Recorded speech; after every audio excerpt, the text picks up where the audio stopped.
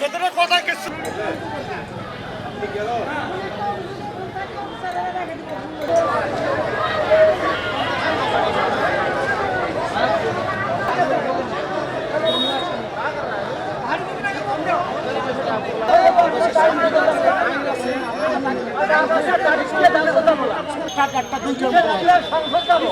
এখন দেখলাম যে মানে এখান থেকে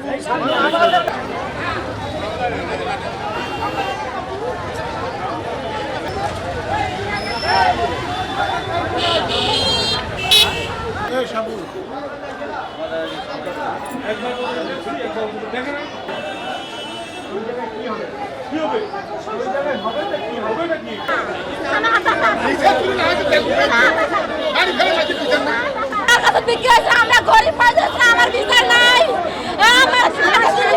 নাই রে ভাই মেন উদ্দেশ্য হলো এই জায়গা আরেকটু কন্টাক্ট করি ফেলে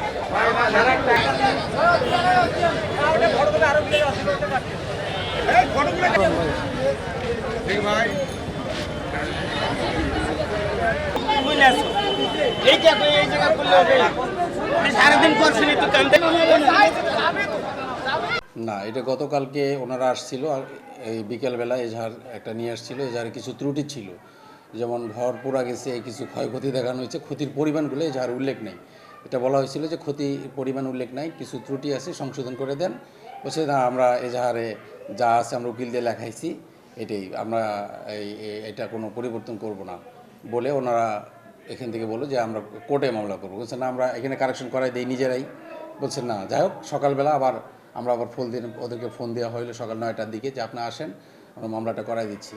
তা ওনারা আসেন। তারপর এটা এই একসাথে ওনারা এতগুলো লোকগুলো সহ এটা আসলেই উদ্দেশ্য প্রণোদিতভাবে আসা হয়েছে।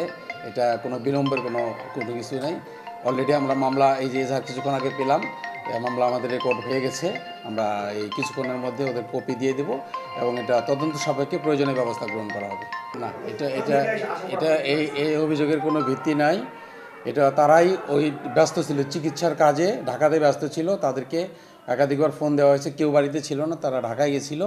তারা কালকে এসে এজাহার দিচ্ছে, এজাহার দেওয়ার সাথে আমরা এটা কালকে ত্রুটির কথা বলছে, আজকে একটু আগে এজাহার দিল এবং এটা আমরা মামলায় নিয়ে নিচ্ছি। সকালবেলা আমরা নিজে থেকে তাদেরকে ফোন দিয়েছি যে আপনারা আসেন, আমরা মামলাটা করে দিচ্ছি।